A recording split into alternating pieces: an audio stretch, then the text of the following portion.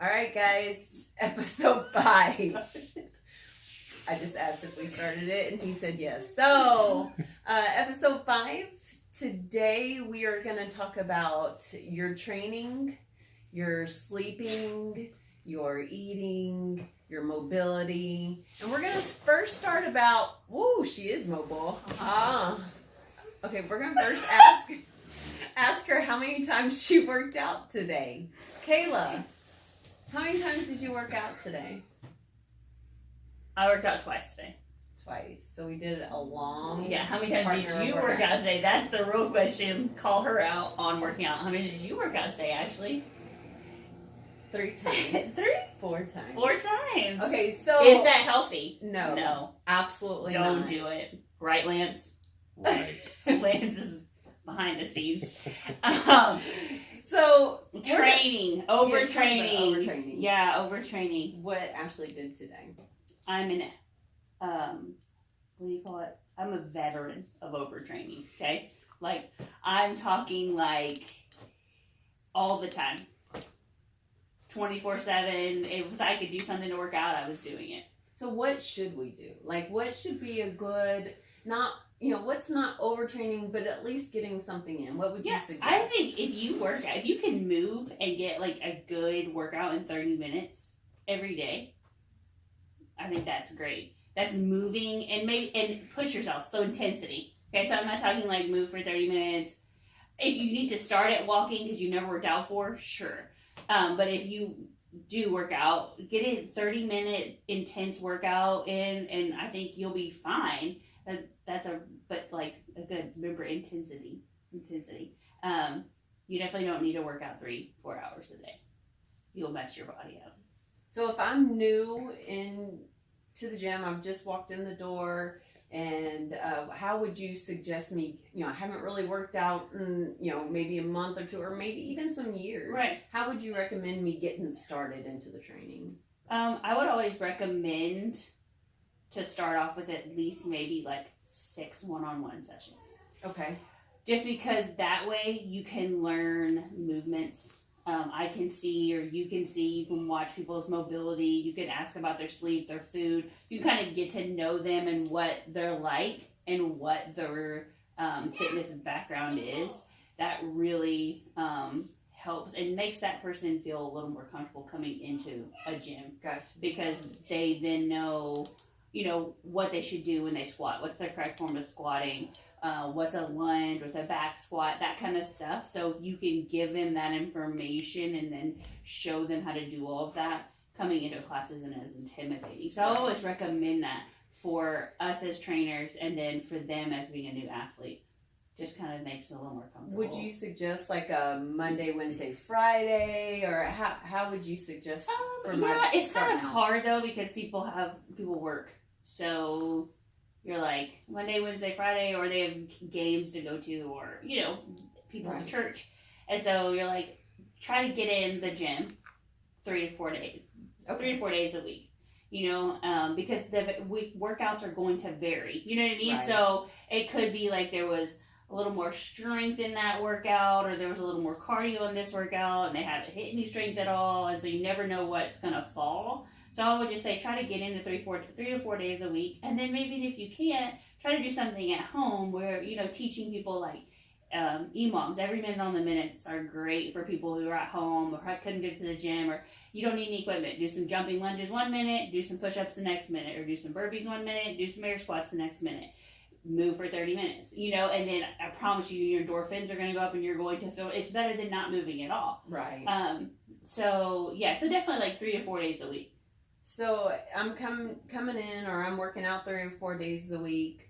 How do you recommend my sleeping and my food? So sleeping is way more important than anyone ever realized, even me, until probably in the last year or so, probably 2 years, of getting like 1 to 2 hours of sleep at night, and then realizing and watching your body start to, kind of like fail on like you're gaining weight and you don't want to work out anymore and your workouts are suffering. That sleep is super, super important. That's where you recover. Right. So I would recommend to people to try to get at least 7 hours of sleep, if not more. You're definitely going to notice a huge difference if you do, for sure. I've noticed the better sleep I have, or the more sleep I have, the more recovery. Like you said, my body feels so much better the next day. Even down to my attitude. Yeah, absolutely. And the desire to do it. The sleep has an effect on your whole body, and so, from being foggy to being grumpy to, to being you want to be lazy. If you're sleepy, you just want to go home and go to sleep, or you just want to lay there, you don't want to do anything. So your workouts are definitely going to suffer because you're going to move a lot slower. So you're going to have lag time on those workouts as well. So definitely sleep. What do you think about mobility and how often? Mobility is super important, something that I really lack on so bad.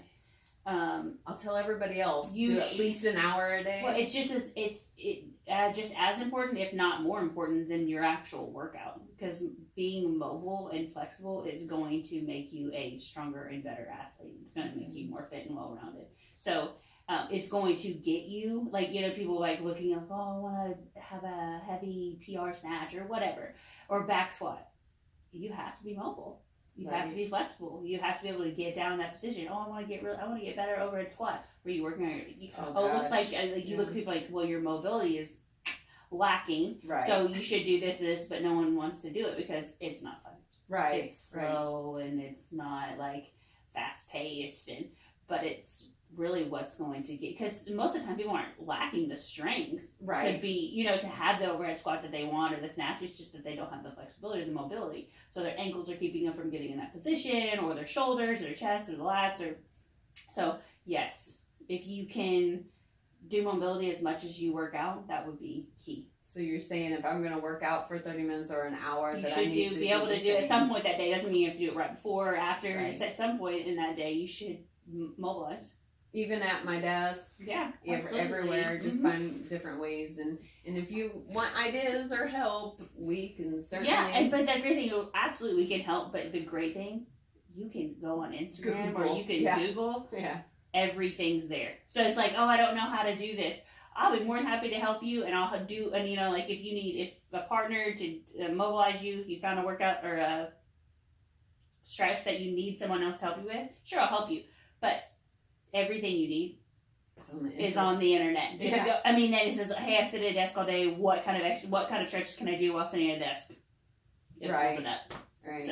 So what happens when I've started working out and I'm starting to get that soreness on that next day or even that second day? What are move? Yeah. So even if you want to come into the gym and you just want to get on a bike or a rower, or you want to go walk your dog, or anything, the worst thing you can do is sit there and not do anything the next day. You're going to feel worse, and you're going to even be more stiff the next day when you wake up. So don't be afraid of soreness. Go work it out. And sometimes if you work out after you're sore, because maybe so you're sore, you're oh, this workout's going to be terrible. So maybe you use less weight this time, and you know that you're going to use less weight this time. So it doesn't mean that you're not as strong anymore. It just means you need to take it back a little bit. But if you move and do the workout, you're going to feel 2 times better afterwards.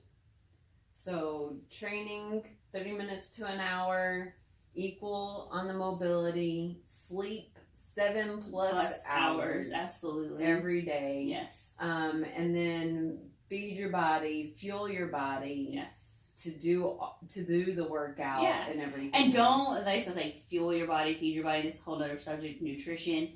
If you want to perform well in the gym, you have to feed your body good food. So don't get aggravated if you're not seeing any results or your workouts are struggling because you had McDonald's and pizza the day before. So you're saying my margaritas and cheese dip is not going to work? Right. Those margaritas might help you, but no, I'm just kidding. So that will make a huge difference. So if you're oh, my workouts are struggling, or I don't feel good, or whatever it may be, stop. Analyze what's going on. What did you do yesterday, or what did you do for lunch today? Right. And then go from there and realize, all right, well, maybe I don't feel well because I did this. And it's a learning process. Okay, I won't do that again, Right. And just feed your, protein, veggies, healthy fats, and good carbs. And drink water. And drink lots of water. Lots of water. Yes. All right. I think we've covered today training, sleep, food, mobility. I mean, what else could you ask for in episode 5? Yeah, I mean, really. It was really good. And soon we're going to be having some big news. So, I just got goosebumps. And then maybe if you guys want to make sure that you keep following us and subscribe to us and like us and maybe share this so other people can watch it, that'd be great. And you guys can be filled in on the big news. Thanks for watching. Coming soon.